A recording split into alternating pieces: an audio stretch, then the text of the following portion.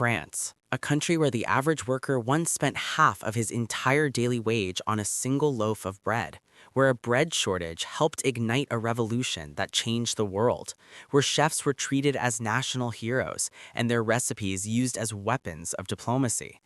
France did not just create famous dishes, it invented the concept of fine dining itself.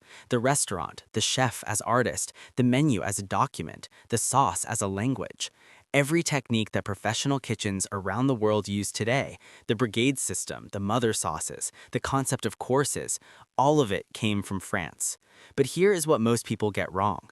The croissant is not French. Crème brûlée is almost certainly not French, and French fries are definitely not French. France's greatest culinary achievement was not inventing all these dishes, it was perfecting them and convincing the entire world they were French all along. This is every French dish explained. The baguette, the bread that started a revolution. The baguette, the most recognized bread on earth, long, golden, crackling at the crust, impossibly airy inside, tucked under the arm of every Parisian, eaten torn apart by hand, never cut, with butter, cheese, or nothing at all. And it was born from fury. In 1789, the average French worker spent half of his daily wages on bread, not luxury bread, barely edible, dark, coarse bread.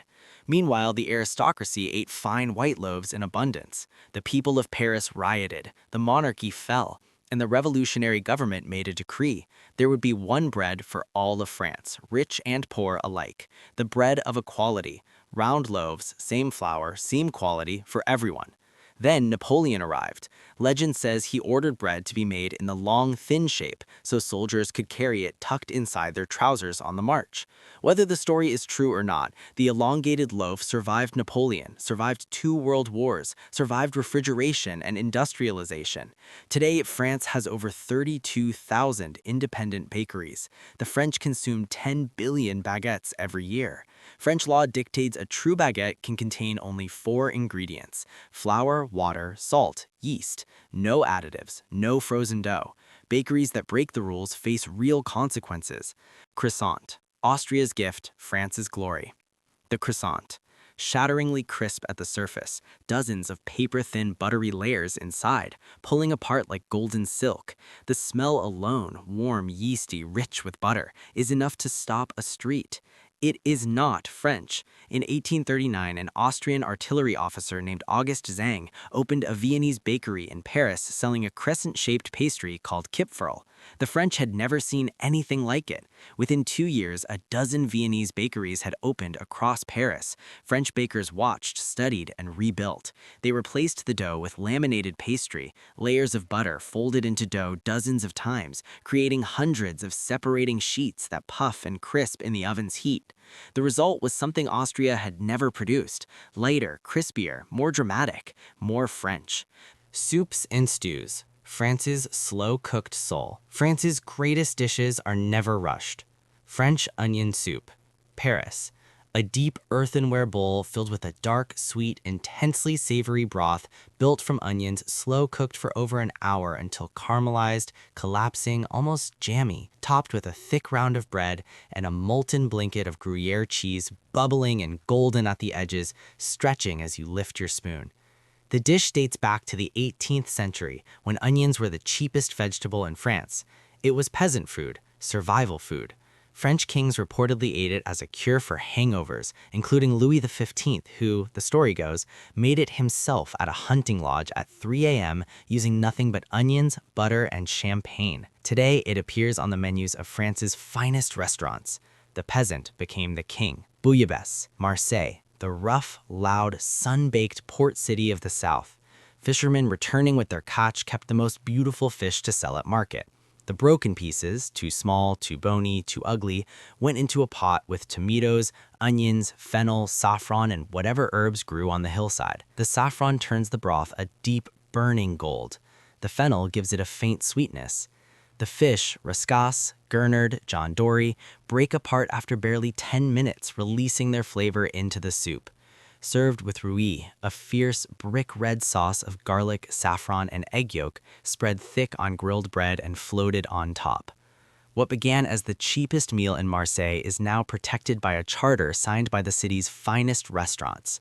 Poverty again turned into prestige. Boeuf bourguignon, Burgundy, wine country. Chunks of beef, the toughest, cheapest cuts, braised for 3 hours in an entire bottle of red Burgundy wine with pearl onions, mushrooms, and lardons.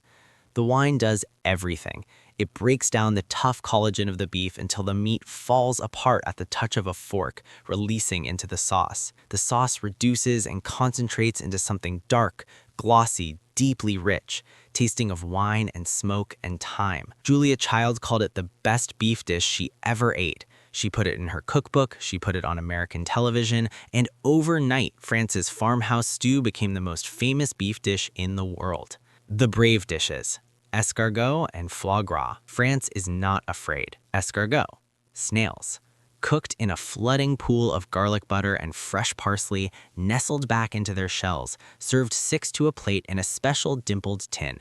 The first bite is the bravest. After that, rich, garlicky, impossibly tender with a faint earthiness beneath all that butter, there is no going back. The French have eaten snails since prehistoric times, but the iconic Burgundian recipe, snails stuffed with garlic butter, was reportedly invented by 1814 by the legendary chef Marie-Antoine Carême, who prepared it to impress Tsar Alexander I of Russia during his visit to Paris.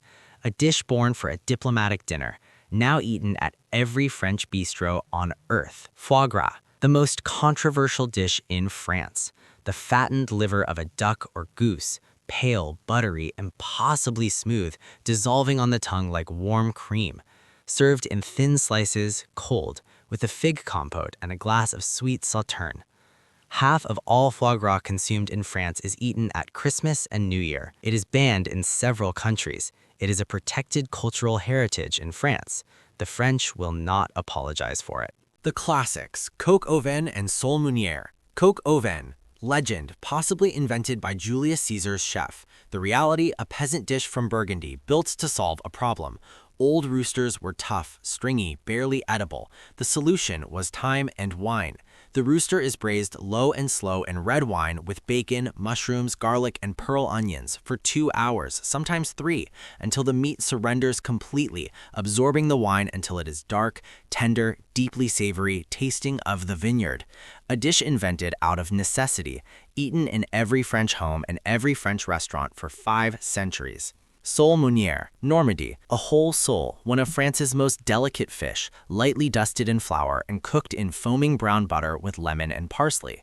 It is considered one of the most technically demanding simple dishes in French cooking. The butter must brown to precisely the right color, nutty, golden, aromatic, without burning.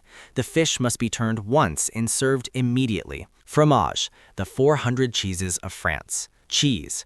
Charles de Gaulle once asked, "How can you govern a country which has 246 varieties of cheese?" The answer is, with great difficulty and extraordinary pleasure. France produces over 400 distinct cheeses, every region, every season, every type of milk. Camembert, from Normandy. A small round of raw cow's milk cheese, soft ripened under a white velvety rind, the inside running liquid and golden when perfectly ripe. Created in 1791 by a farmer's wife named Marie Harel, who legend says was given the recipe by a priest hiding from the revolution. Packed in its iconic round wooden box, designed in the 19th century so it could be shipped on the new railways without being crushed. Roquefort, from the caves of southern France, veined with blue-green mold, crumbling, sharp, intensely salty and pungent, aged for months in the natural limestone caves of Camembert, where a specific airborne mold called Penicillium roqueforti exists nowhere else on Earth. One of the oldest cheeses in the world, mentioned in written records as far back as 1070 AD. Patisserie, the art of the sweet. France invented the idea that dessert could be art. Crème brûlée, a shallow dish of cold, trembling custard, silky, faintly sweet, smelling of vanilla, topped with a thin, perfectly even layer of sugar, scorched under intense heat until it forms a brittle, amber sheet of caramel. The spoon cracks through it. The cold cream meets the hot caramel. That contrast, cold and hot, smooth and crunchy, sweet and slightly bitter, is the entire point. France claims it. England claims it. Catalonia claims it. The French named it burnt cream, and that was enough to win the argument. Tarte tatin, an upside-down caramelized apple tart born from accident. In the 1880s, the Tatin sisters ran a hotel in the Loire Valley. One day, Stéphanie Tatin was making apple pie and left the apples cooking in butter and sugar too long. Smelling them starting to burn, she placed the pastry on top of the caramelized apples in the pan and shoved it into the oven. She flipped it upside down to serve. The guests were stunned. Apples, deeply golden, soft, fragrant with caramel, crowned with a barely there buttery pastry. The Hotel Tatin became famous. The tart became immortal. Macarons. Not French. Originally Italian, brought to France by Catherine de' Medici's pastry chefs when she married Henry II in 1533. 2 centuries later, the Paris bakery La Durier sandwiched 2 almond meringue shells around a cloud of buttercream or ganache and created the macaron as the world now knows it. Crisp shell, chewy interior, a foot of ruffled meringue at the base. Today they come in every color and flavor imaginable. They are the most photographed pastry in the world. Crêpes. Brittany, the rain-soaked, seafood-loving northwestern coast of France. A thin batter of flour, eggs, and milk spread paper-thin across a hot iron pan, cooked until the edges lift and curl and go golden and lacy. Folded with butter and sugar, drizzled with lemon. Or filled with ham and cheese and folded into a neat square, the savory version, called galette, made with buckwheat flour, darker and earthier. Crêpe Suzette, the grand version, is set aflame at the table. Orange liqueur and butter ignited in a blue flash, poured flaming over the folded crêpe, a performance as much as a dessert. The dish was allegedly invented by accident in 1895 when a young assistant chef at the Café de Paris knocked a pan of liqueur sauce into the crêpes he was preparing for the Prince of Wales. The prince loved it and named it after his dining companion, Suzette. France builds something no other country has ever fully replicated. Not just recipes, a philosophy of eating. The idea that food is not fuel, it is culture. That a meal is not a transaction, it is a ritual. That the table is not just where you eat, it is where you become French. The French Revolution gave the world the restaurant. The chefs who followed gave the world the techniques. And somewhere along the way, France convinced the whole planet that eating well was not a luxury. It was a human right. Bon appétit.